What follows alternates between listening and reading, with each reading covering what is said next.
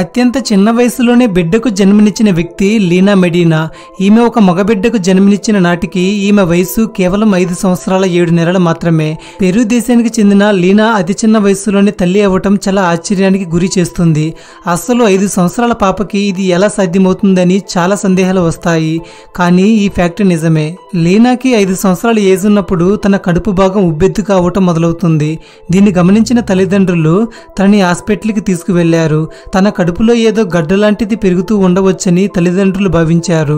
కానీ వైద్యులు పరీక్షలు చేసి లీనా కడుపులో ఒక 7 నెలల శిశువు ఉన్నట్టు, అలాగే ఆ శిశువు సజీవంగానే ఉన్నట్టు గుర్తించారు. అయినా సరే వేరే ఎక్స్పర్ట్ డాక్టర్స్ దగ్గరికి తీసుకువెళ్లారు. వారు కూడా తన ప్రెగ్నెంట్ అని తేల్చి చెప్పారు. మే 14, 1939న 5 సంవత్సరాల 7 నెలల 21 రోజుల వయసు ఉన్న లీనా మెడినా సి సెక్షన్ ద్వారా ఒక మగబిడ్డకు జన్మనిచ్చింది. అయితే ఈమెకు సర్జరీ చేసిన డాక్టర్లు ఒక విషయాన్ని కనుగొన్నారు. అదేంటంటే అప్పటికి తన జన్మనిచ్చే అవయవాలు యుక్త వయసు ఉన్నవారిలో ఉన్నట్టు అభివృద్ధి చెందాయి. పుట్టిన బిడ్డకు 7 సంవత్సరాలు వచ్చిన తర్వాత లీనా తనకి అక్క అవుతుందని అనుకునేవాడు. వాళ్ళిద్దరూ అక్కా తమ్ముళ్లాగే పెరిగారు. ఈమె గర్భానికి ఎవరు కారణమని తన తండ్రిని అవమానించి అరెస్ట్ కూడా చేశారు. కానీ ఎటువంటి ఆధారాలు లేకపోవటం వల్ల తనని విడిచిపెట్టారు. ఇదంతా అర్థం కాని వయస్సు లీనాది. తను అలాగే తన చదువును కూడా పూర్తి చేసుకుంది. చరిత్రలో లీనా ఒక యంగెస్ట్ మదర్. సముద్రంలో ఉండే ట్యూనా చేపలు అనేవి కాసేపు కూడా రెస్ట్ తీసుకోవు. నిరంతరం స్విమ్ చేస్తూనే ఉంటాయి. ఈ ప్రపంచంలో కల్లా ఎక్కువసేపు స్విమ్ చేసే చేపలు ఇవే. ఇలా కంటిన్యూస్గా స్విమ్ చేయటం కూడా ఈ ట్యూనా చేపలకి చాలా అవసరం. ఇది విపరీతంగా స్విమ్మింగ్ చేయటం వల్ల నీరు దాని మొప్పల్లోకి తాకి ఆక్సిజన్ కూడా రవాణా జరుగుతుంది. ఇలా శరీరానికి ఒక ఇంధనాన్ని తీసుకునే భాగంలో ఇవి కంటిన్యూస్గా స్విమ్ చేస్తూనే ఉంటాయి. ఈ ఫోటోలో కనిపించే వ్యక్తి పేరు లారెన్ కెనడీ. చనిపోయిన 24 నిమిషాల తర్వాత మళ్లీ బ్రతికింది. చనిపోయిన తర్వాత మళ్లీ బ్రతకటం ఏంటి, ఆశ్చర్యంగా ఉందా? వైద్య శాస్త్రంలో ఇదొక అద్భుతము. గుండెపోటుతో ఒక మహిళ చనిపోయిందని వైద్యులు తేల్చి చెప్పారు. కానీ ఆశ్చర్యకరంగా ఆమె 24 నిమిషాల తర్వాత లేచి కూర్చుంది. ఈ వింత సంఘటన అమెరికాలో జరిగింది. ఈ సంఘటన డాక్టర్లకు సైతం షాక్ను తెప్పించింది. తాను స్పృహలో లేని 24 నిమిషాల్లో ఎలాంటి అనుభూతి చెందిందో ఆమె సోషల్ మీడియాలో షేర్ చేసింది. సాధారణంగా ఏదైనా ప్రమాదం జరిగినప్పుడు అనుకోని పరిస్థితుల్లో చచ్చి బతికామనే సామెతను వాడుతుంటారు. అంటే చావు అంచుల దాకా వెళ్లి ప్రాణాలతో బయటపడినప్పుడు ఇలా అంటుంటారు. కానీ అమెరికాకి చెందిన లారెన్ కెనడీ అనే మహిళ మాత్రం చచ్చి బతికింది.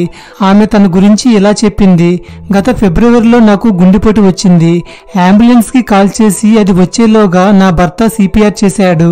కానీ ఎలాంటి చలనం లేదు. హాస్పిటల్ కి వెళ్లగానే నన్ను పరిశీలించిన డాక్టర్లు నేను చనిపోయినట్లు నిర్ధారించారు. కానీ సరిగ్గా 24 నిమిషాల తర్వాత నా గుండె మళ్లీ కొట్టుకోవటం ప్రారంభించింది. అయితే వెంటనే కోమాలోకి వెళ్లిపోయాను. 2 రోజుల తర్వాత మెదడుకి షాక్ ట్రీట్మెంట్ ఇస్తే నార్మల్ స్టేజ్కి వచ్చాను. దాదాపుగా 9 రోజుల పాటు ఐసీయూలో వైద్య బృందం నన్ను పరీక్షించింది. మరణం అంచుల వరకు వెళ్లి వచ్చాను. ఇప్పుడు నాకు చావు అంటే ఏమాత్రం భయం లేదు. హార్ట్అటాక్కి గురైనప్పుడు నా భర్త సిపిఆర్ చేయటం వల్లనే నా ప్రాణాలు దక్కాయి. తను ఎప్పటికీ నా హీరో అంటూ ఆమె చెప్పింది. లారెన్ కి ఎదురైన ఈ పరిస్థితిని వైద్య భాషలో లాజరస్ ఎఫెక్ట్ అని అంటారు. అంటే చనిపోయిన సందర్భంలో చాలా అరుదుగా ఇలా మళ్లీ జీవం పోసుకోవటం జరుగుతుంది. అయితే ఇలాంటి కేసుల్లో మళ్లీ బ్రతికిన వారు ఎక్కువ కాలం జీవించలేరని, లారెన్ కేసు మాత్రం ఆశ్చర్యంగా ఉందని న్యూయార్క్ పోస్ట్ లో రాశారు. గతంలో 1982 నుంచి 2018 మధ్యలో ఇలాంటి కేసులు 65 వచ్చాయని, అందులో 18 మంది మాత్రమే పూర్తిగా కోలుకున్నారని స్పష్టం చేసింది. ది లాజరస్ ఎఫెక్ట్ అనే పేరుతో 2015లో ఒక మూవీని కూడా తీశారు. సాధారణంగా ఒక వైద్యుడు ఒక పేషెంట్ ని పరిశీలించి అతడు చనిపోయాడు అని పూర్తిగా నిర్ధారించిన తర్వాత ఒక్కసారిగా శరీరంలో రక్తం సరఫరా జరుగుతూ మనిషి బతికితే దీన్ని లాజరస్ ఎఫెక్ట్ అని అంటారు. అమెరికన్ కరెన్సీ అయిన డాలర్లో linen, cotton, red and blue security fibres ఉంటాయి. 2024 ప్యారిస్ ఒలింపిక్స్ లో జావెలిన్ త్రోలో నీరజ్ చోప్రా ఇంటర్నేషనల్ లెవెల్లో 2వ స్థానంలో ఉన్నాడు. ఇతను విసిరిన జావెలిన్ అనేది 89.45 మీటర్ల వరకు వెళ్ళింది. ఈ రికార్డుని బ్రేక్ చేస్తూ పాకిస్తాన్కి చెందిన అర్షద్ నదీమ్ జావెలిన్ ని 92.97 మీటర్ల దూరం విసిరాడు. దీనికి గాను అతనికి మొదటి స్థానాన్ని దక్కించుకున్నాడు. ఇలా అతనికి గోల్డ్ మెడల్ కూడా వచ్చింది. నీరజ్ చోప్రాకేమో సిల్వర్ మెడల్ వచ్చింది. అయితే అర్షద్ నదీమ్ గురించి ఒక ఇంట్రెస్టింగ్ ఫ్యాక్ట్ ఏంటో ఇప్పుడు తెలుసుకుందాం. అర్షద్ నదీమ్ కి జావెలిన్ త్రో ప్రాక్టీస్ అవటానికి పాకిస్తాన్ లో ఎటువంటి ట్రాక్ ఫీల్డ్ లేదు. కేవలం క్రికెట్ గ్రౌండ్ లోనే ట్రైనింగ్ తీసుకోవాలి. జావెలిన్ స్టిక్ ను వుడెన్ తో చేసి దానికి రోప్స్ లాంటివి టై చేస్తారు. అయితే ఈ సంవత్సరం మార్చిన నదీము ఒక ఇంట్రెస్టింగ్ విషయాన్ని బయటపెట్టాడు. తాను 7 సంవత్సరాల నుంచి కేవలం ఒకే ఒక్క సొంత జావెలిన్ ని వాడుతున్నాడట.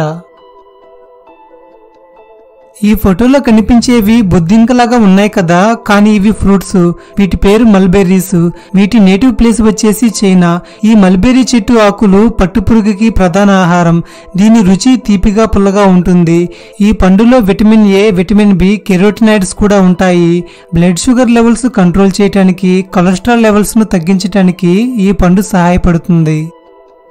ఇప్పటి వరకు వీడియో చూసిన మీరు ఒకవేళ వీడియోని లైక్ చేయకపోయి ఉంటే దయచేసి ఇప్పుడే వీడియోని లైక్ చేయండి. యూట్యూబ్ అల్గారిథం ప్రకారం ఒక వీడియోకి ఎక్కువ లైక్స్ ఉండటం వల్ల ఆ వీడియోని యూట్యూబ్ ఎక్కువ మందికి చూసేలా చేస్తుంది. దీని ద్వారా ఛానల్ ఎంతగానో గ్రోత్ అవుతుంది. మరి ఇంకెందుకు ఆలస్యం, ఇప్పుడే వీడియోని లైక్ చేయండి.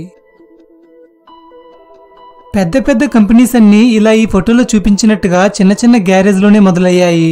అమాంతం వాళ్ళు పెద్ద బిల్డింగ్స్ తో మొదలు పెట్టలేదు. వారికి దగ్గరలో ఉన్న గ్యారేజ్ ని రెంట్ కి తీసుకుని వారి వ్యాపారాన్ని స్టార్ట్ చేశారు. అయితే ప్రపంచంలోనే నెంబర్ 1 సెర్చ్ ఇంజిన్ గూగుల్. ఖచ్చితమైన సమాచారం కోసం మనం గూగుల్ ని ఆశ్రయించక తప్పదు. ఇలాంటి గూగుల్ ని స్టార్ట్ చేయడానికి గ్యారేజ్ ని రెంట్ కి ఇచ్చింది ఎవరో తెలుసా? సుసాన్ వోజ్సీకి. 1998లో గూగుల్ ఫౌండర్ అయిన ల్యారీ పేజ్ అండ్ సెర్జీ బ్రిన్లకు తన ఇంటి గ్యారేజ్ ని నెలకి $1700 రెంట్ ఇచ్చింది. ఇంటి గ్యారేజ్ ను ఏదో సరదాగా గూగుల్ కి ఇవ్వలేదు. ఆమెకు గూగుల్ వాల్యూ ఏంటో తెలుసు. అందుకే ఆమె రెంట్ కి ఇచ్చింది. ఈమెకు మంచి ఎడ్యుకేషన్ బ్యాక్గ్రౌండ్ కూడా ఉంది. హార్వర్డ్ యూనివర్సిటీలో BA, కాలిఫోర్నియా యూనివర్సిటీలో MS పూర్తి చేసుకుంది. ఎలాగో ఎడ్యుకేటెడ్ కాబట్టి 1999లో గూగుల్లో మొదటి మార్కెటింగ్ మేనేజర్ గా జాయిన్ అయింది. ఆ తర్వాత అప్పుడప్పుడే యూట్యూబ్ సక్సెస్ అవటం గమనించి దాన్ని కొనమని గూగుల్ కి సలహా ఇచ్చింది. 2006లో గూగుల్ యూట్యూబ్ ని $1.65 బిలియన్ పెట్టుకునింది. అయితే మీకు తెలుసా, ఒకవేళ ఇప్పుడు యూట్యూబ్ ని అమ్మాలనుకుంటే దాని వాల్యూ ఎంత ఉంటుందో తెలుసా? అక్షరాల $400 బిలియన్. $1.65 బిలియన్ ఎక్కడ, $400 బిలియన్ ఎక్కడ? ఎంత వాల్యూ ఉందో అర్థమవుతుంది. ఆమె ఇచ్చిన ఈ ఐడియా ఎంత విలువైందో, ఎంత ప్రభావితమైందో ఇప్పుడు యూట్యూబ్ ని బట్టి మనకు అర్థమవుతుంది. సుశాన్ యొక్క గ్రోత్ ని గమనించి తనని 2014లో ఏకంగా యూట్యూబ్ సీఈఓగా నియమించారు. ఈమె నాయకత్వంలో యూట్యూబ్ బాగా అభివృద్ధి చెందింది. ఇప్పుడు యూట్యూబ్ లో లక్షల కొద్ది డబ్బులు సంపాదిస్తున్నారంటే దానికి యాడ్సెన్స్ అనేది ప్రధాన కారణమైంది. దీని అభివృద్ధిలో కూడా తను ఎంతగానో పాత్ర పోషించింది. ఈమె యూట్యూబ్ ని నడిపిస్తున్న సమయంలోనే 4G టెక్నాలజీ రావడం వల్ల యూట్యూబ్ లో కంటెంట్ పెరిగింది. అలాగే యూజర్స్ సంఖ్య కోట్లకు చేరుకుంది. ఇలా ఈమె యూట్యూబ్ కి, గూగుల్ కి ఎన్నో సేవలు చేసి 2023లో యూట్యూబ్ సీఈఓగా నుంచి తొలగిపోయింది. ఈమె స్థానంలో మన దేశానికి చెందిన నీల్ మోహన్ నియమింపబడ్డాడు. రీసెంట్ గా 2024 ఆగస్టు 9న లంగ్ క్యాన్సర్ కారణంగా సుశాన్ వజ్కి గారు చనిపోయారు. ఈమె కృషి గనుక లేకపోతే గూగుల్ యూట్యూబ్ కి ఒక సపోర్ట్ ఉండేది కాదు. గూగుల్ ఈమెని ఎప్పటికీ మర్చిపోదు. ఫ్రెండ్స్, మనకి కోపం వస్తే ఏం చేస్తాం? మహా అయితే గట్టిగా అరవటం, వస్తువులను విసిరికొట్టడం, లేదా వేరే వారి మీద మనం ఫ్రస్ట్రేషన్ అంతా చూపించుకుంటాము. అయితే ఒంటికి కోపం వస్తే గట్టిగా ఉమ్ముతుంది. 1430వ కాలంలో జర్మన్కి చెందిన ఒక వ్యక్తి ఎలాగైనా డబ్బు సంపాదించాలని, దానికి సులువైన మార్గాలు ఏమున్నాయి అని ఆలోచిస్తున్నప్పుడు ఆ సమయంలో ఒక ట్రెండ్ నడుస్తుంది. అదేంటంటే కొంతమంది చిన్న మిర్రర్స్ ను తమ టోపీలకు గాని బట్టలకు గాని తగిలించుకొని పవిత్ర స్థలాలు లేదా గుళ్ళకి వెళ్ళినప్పుడు అక్కడ అద్భుత శక్తులు, హీలింగ్ పవర్స్ అనేవి ఆ మిర్రర్స్ లోకి దూసుకుపోతాయని వారు నమ్ముతారు. ఈ విషయాన్ని ఆ వ్యక్తి గమనించి చిన్న వస్తువులను చాలా ఎక్కువగా తయారు చేస్తే ఈ మిర్రర్స్ లాగా లాభాన్ని తీసుకొస్తాయని భావించాడు. 1300 నుంచి 1400 కాలంలో ప్రజలు ఒక కొత్త రకమైన ప్రింటింగ్ ని కనుగొన్నారు. అక్షరాలు, చిత్రాలను ఒక బ్లాక్స్ లాగా చెక్కతో చెక్కి ఆ బ్లాక్స్ ని ఇంక్ లో ముంచి దాన్ని పేపర్ మీద ముద్రించేవారు. ఇక్కడి నుంచే ప్రింటింగ్ ప్రెస్ అనే ఐడియా జోహానెస్ గ్యూటెన్బర్గ్ కి వచ్చింది. ఇది వరకు తనకి ముద్రలు చేసే దాంట్లో అనుభవం ఉంది కాబట్టి కట్ చేసిన అక్షరాలతో నిండిన బ్లాక్స్ ను ఒక మెషిన్ లో అమర్చి దాన్ని సరియైన విధానంలో చేయగలిగితే ప్రింటింగ్ ప్రాసెస్ అనేది అనేది వేగంగా అవుతుంది కదా అని భావించాడు. ఈ ప్రక్రియలో భాగంగా చెక్కముక్కకు బదులుగా మెటల్ ని యూజ్ చేశాడు. దీన్ని మూవబుల్ టైప్ మిషన్ అని అంటారు. ఈ ఫోటోలో చూపించినట్టుగా ఉంటుంది. దీనిలో భాగంగా గ్యూటెన్బర్గ్ మొట్టమొదటిగా బైబిల్ని ముద్రించాడు. ఈ విధంగా ఈయన చేసిన కృషికి గాను ఒకప్పుడు మనం చరిత్రను గంటల కొద్ది కూర్చొని చేతులతో రాయాల్సి వచ్చింది. కానీ ఆ పని చాలా సులభమైంది. ఎంతో విలువైన చరిత్రను మనం బుక్స్ ద్వారా చదువుకుంటున్నామంటే దానికి కారణం ఇతనే. క్యాన్సర్లో చాలా రకాలు ఉన్నాయి. ఈ ప్రపంచంలోనే అత్యంత ప్రాణాంతకమైన క్యాన్సరు లంగ్ క్యాన్సరు. 2020 WHO ప్రకారం లంగ్ క్యాన్సర్ వల్ల 18 లక్షల మంది చనిపోయారట. అమెరికాలో లంగ్ క్యాన్సర్ వల్ల ఎక్కువ మరణాలు జరుగుతుంటాయి. ఈ క్యాన్సర్ వచ్చిన వారికి బ్రతికే అవకాశం కేవలం 22% మాత్రమే ఉంటుంది. 90% పొగ తాగటం వల్ల ఈ క్యాన్సర్ వస్తుంది. అంతేకాకుండా స్మోకింగ్ చేసే వారి మధ్య ఉండి గాలి పీల్చినా ఈ లంగ్ క్యాన్సర్ వస్తుంది. కేవలం 10% మాత్రమే కలుషితమైన గాలిని పీల్చడం ద్వారా ఈ లంగ్ క్యాన్సర్ వస్తుంది. మన చేతిలో ఉన్న 10 రూపాయల నోటు డిజైన్ మారినా ఇప్పటికీ చలామణి అవుతుంది. రద్దు చేయటం లాంటివి ఏమీ జరగలేదు. అయితే మొట్టమొదటి 10 రూపాయల నోటుని ఎప్పుడు ప్రవేశపెట్టారో తెలుసా? 1861 సంవత్సరంలో మన భారతదేశంలో ఈ 10 రూపాయల నోటుని ఇంట్రడ్యూస్ చేశారు.